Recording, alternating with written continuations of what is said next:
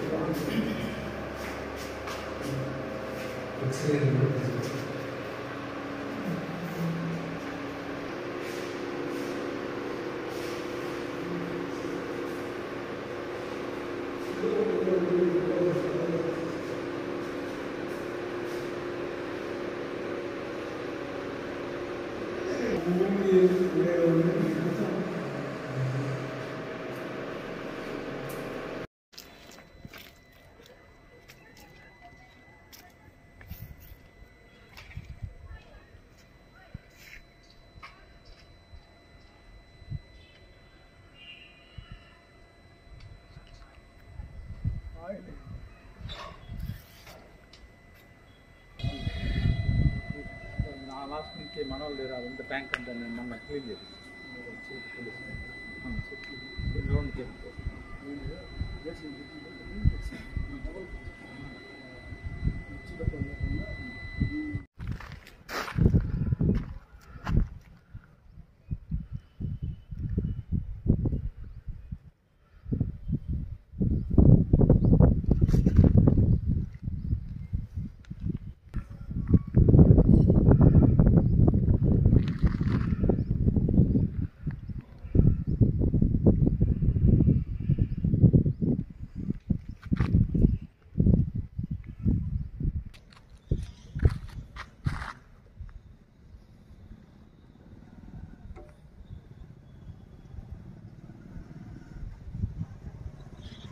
Palamaner area ఆసుపత్రి గత ప్రభుత్వంలో 50 పడకల ఆసుపత్రిగా ఉండేది. ప్రియతమ ముఖ్యమంత్రి రాజశేఖర రెడ్డి గారు పలమనేరుకు వచ్చి ముఖ్యమంత్రి అయిన తర్వాత 100 పడకల ఆసుపత్రిగా దీన్ని ఆ రోజులో ఓపెనింగ్ చేశారు. 100 పడకల ఆసుపత్రిగా చేసినా కూడా 50 పడకలకు సరిపడేటువంటి మెటీరియల్స్, డాక్టర్స్, బిల్డింగ్స్ అందుబాటులో ఉండేవి. కానీ తర్వాత వైఎస్ఆర్ కాంగ్రెస్ పార్టీ ప్రభుత్వం వచ్చిన తర్వాత ప్రియతమ ముఖ్యమంత్రి జగన్మోహన్ రెడ్డి గారికి దృష్టికి పలమనేరు శాసనసభ్యులు వెంకటేగౌడ్ గారు ఈ జిల్లా పెద్ద దిక్కైనటువంటి పెద్దిరెడ్డి రామచంద్రారెడ్డి గారితో కలిసి ఇక్కడ పలమనేరు దూర ప్రాంతాలు, చుట్టుపక్కల ప్రాంతాలంతా కూడా పెద్ద ఆసుపత్రి అంటూ లేదు. పోవాలనుకుంటే బయట ప్రైవేట్ హాస్పిటల్కి వెళ్లాల్సి వస్తుంది. లేదు చిత్తూరుకి వెళ్ళాలి 45 కిలోమీటర్లు సుమారు, లేదు ఇట్లా పోతే కుప్పానికి వెళ్ళాలా, పోతే ఇక్కడ 60-65 కిలోమీటర్లు వస్తుంది.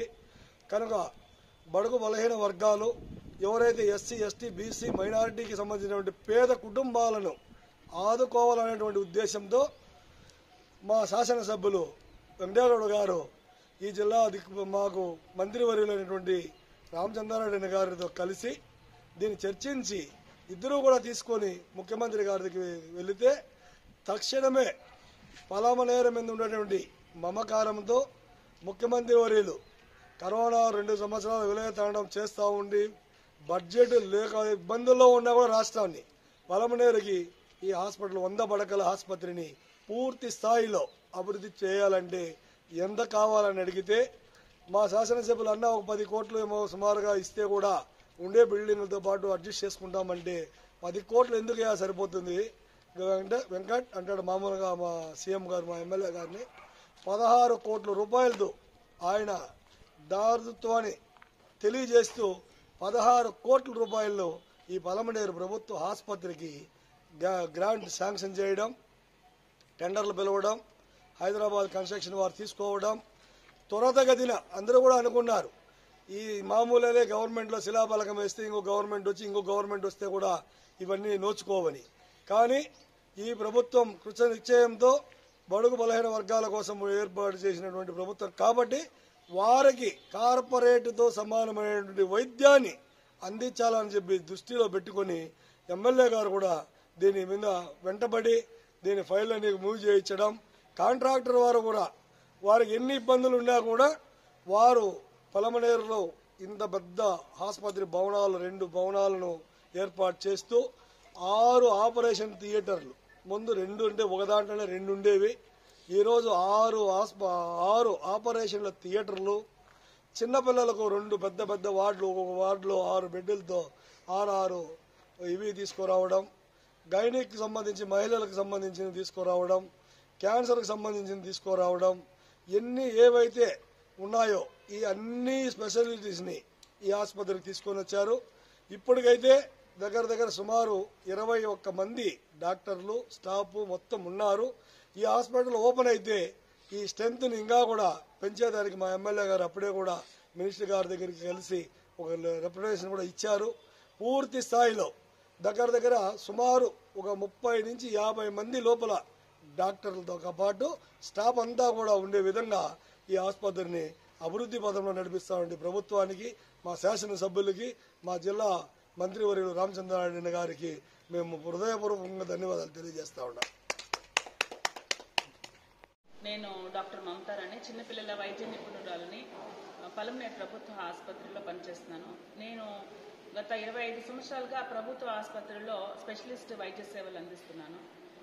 అప్పుడు ముందు ఉన్న పరిస్థితులకి ఇప్పటికీ డిఫరెన్స్ అనేది చాలా ఉంది, ప్రస్ఫుటంగా మాకు కనిపిస్తుంది. ఈరోజు ప్రభుత్వము వైద్యం కోసం పెద్దపీట వేసి ఎక్కువ బడ్జెట్ వైద్యానికి కేటాయించడం అనేది మొదటి అడుగు అయితే, మరి కొన్ని వేల సంఖ్యలో స్పెషలిస్ట్ డాక్టర్ని నియమించడము, స్టాఫ్ నర్సెస్, పారామెడికల్ ఎంప్లాయీస్ అయితే ప్రతి ఒక్క విషయంలోనూ చాలా మంది ఎంప్లాయీస్ని రిక్రూట్ చేయడము అనేది ఒక విప్లవాత్మకమైన చర్యగా పరిగణిస్తున్నాను. ఎందుకంటే ఇప్పుడు కార్పొరేట్ హాస్పిటల్స్కు ధీటుగా ప్రభుత్వ ఆసుపత్రులు ఉన్నాయి అనడానికి ఎటువంటి సంకోచము లేదు. ఐదర్ స్టాఫ్ విషయంలో కానీ, మరి ఇన్ఫ్రాస్ట్రక్చర్ విషయంలో కానీ, బిల్డింగ్ విషయంలో కానీ, ఆధునిక పరికరాలు కానీ, క్వాలిటీ అష్యూరెన్స్ కానీ, ఒక్కటేమిటి ప్రతి ఒక్క విషయంలో కూడా కార్పొరేట్ హాస్పిటల్స్తో ధీటుగా అని చెప్పలేము, అంతకంటే మించి ఉంది అని చెప్పడానికి నేను గర్వపడుతున్నాను. ఎందుకు నేను ఇలా చెప్తున్నానంటే, నేను ఒక ప్రభుత్వ వైద్యురాలిగా ఒక జాబ్ సాటిస్ఫాక్షన్ నాకు ఫీల్ అవుతున్నాను. బికాస్ ఒక పేషెంట్ వచ్చినప్పుడు మనకి ఈ ట్రీట్మెంట్ చేస్తే బాగుంటుంది, ఇలా ఉంటే బాగుంటుందని తెలిసినప్పటికీ కొన్ని సౌకర్యాలు కానీ, కొన్ని పరికరాలు, కొన్ని ల్యాబ్ టెస్టులు లేకపోవడం వల్ల ఒక్కోసారి మేము తప్పనిసరి పరిస్థితుల్లో ఆ పేషెంట్ని పెద్ద హాస్పిటల్ పంపించేస్తాం. కానీ మనకి ట్రీట్మెంట్ అయితే తెలుస్తుంది, మనం మెడికల్ కాలేజ్లో ఏదైతే ట్రీట్మెంట్ చేస్తామో అది ఇక్కడ చేస్తే కూడా జరుగుతుంది అనే విషయం మనకు తెలుసు. కానీ మనం తప్పనిసరి పరిస్థితులు, కానీ ఇప్పుడు అలా లేదు. ఎన్నో కేసెస్ మేము టెర్షరీ కేర్ సెంటర్లో ట్రీట్ చేయవలసిన కేసెస్ కూడా మేము ఇక్కడ ట్రీట్ చేసి రికవర్ చేసి పేషెంట్ మా కృతజ్ఞతా భావంతో నమస్కారం పెట్టినప్పుడు మాకు కలిగే జాబ్ సాటిస్ఫాక్షన్ అనేది ఇమ్మెన్స్. బికాస్ అది మా డబ్బులతో కొనేది కాదు. సో అలాంటి జాబ్ సాటిస్ఫాక్షన్ ఈ రోజు ఫీల్ అవుతున్నాము అంటే మన ప్రభుత్వం యొక్క విజయం అనే చెప్పాలి. ఈరోజు జగనన్న ఆరోగ్య సురక్ష కార్యక్రమంలో అయితే మారుమూల ప్రాంతాల్లో ఉండేవాళ్ళు, దే డోంట్ నో, వాళ్ళకి ప్రాబ్లం ఉంది, వాళ్ళకి ఎనీమియా ఉంది అని, ఇంకోటి ఉందన్న కూడా తెలియదు. డాక్టరే ఇంటికి వెళ్ళి చెకప్ చేసే పరిస్థితులు ఫ్యామిలీ డాక్టర్ విధానంలో ఉండడం వల్ల ఇలాంటివన్నీ కూడా బయటకు వచ్చి ఈ జగనన్న ఆరోగ్య సురక్షలో స్పెషలిస్ట్ డాక్టర్స్ వాళ్ళ ఇళ్ళకి వెళ్ళి వాళ్ళ గడపల దగ్గర క్యాంప్ పెట్టి చేయడం వల్ల కూడా పేషెంట్స్ ఎంతో మంది బెనిఫిట్ అయ్యి అసలు వాళ్ళకి ప్రాబ్లం ఉందని తెలియని వాళ్ళు కూడా ఇన్ని సంవత్సరాల నుంచి ప్రాబ్లం ఉన్న వాళ్ళు ఇప్పుడు రిఫర్ అయ్యి మన హాస్పిటల్స్కి వచ్చి వైద్య సేవలు పొందుతున్నారు. ఇప్పుడు ఈ ఆరోగ్యశ్రీ విషయానికి వస్తే మరి ఆరోగ్యశ్రీ వినో రాజశేఖర్ రెడ్డి గారి బ్రెయిన్ చైల్డ్ ఇది ప్రాజెక్ట్. డాక్టర్ వైఎస్ రాజశేఖర్ మన స్వర్గీయ ముఖ్యమంత్రిగా చేశారు. సో అప్పుడు ఉన్న పరిస్థితి ఇప్పుడైతే చాలా వ్యాధులు దీంట్లో చేర్చడం జరిగింది. ప్రతి చిన్న వ్యాధి కూడా ఆరోగ్యశ్రీ కింద చేర్చడం జరిగింది. ఇప్పుడు పేషెంట్స్ కూడా రైట్గా ఏ ప్రాబ్లం వచ్చినా ఏ హెల్త్ ఇష్యూ వచ్చినా భయపడకుండా వెళ్ళి ఆరోగ్యశ్రీ ఉంది మా కార్డు మాకు అడ్మిట్ చేయండి అనే పరిస్థితి ఉంది. డబ్బుల గురించి చూసుకునే పరిస్థితి లేదు. డబ్బులు ఉన్నాయా లేదా అని అవసరం లేకుండా ధైర్యంగా వెళ్ళగలుగుతున్నారు. ఇప్పుడు ఆ పరిమితిని కూడా 25 లక్షలకు పెంచడం అనేది నిజంగా హర్షణీయం. బికాస్ చాలా పెద్ద పెద్ద వ్యాధులు ఉంటాయి. ఒక్కోసారి క్యాన్సర్ అలాంటి వ్యాధులకైతే చాలా లక్షల్లో ఖర్చు అవుతుంది. సో ఆరోగ్యశ్రీ ఇంతకుముందు అది వర్తించేది కాదు. ఇప్పుడైతే 25 లక్షల వరకు కూడా ఆరోగ్యశ్రీ పరిమితి పెంచడం అనేది హర్షణీయం.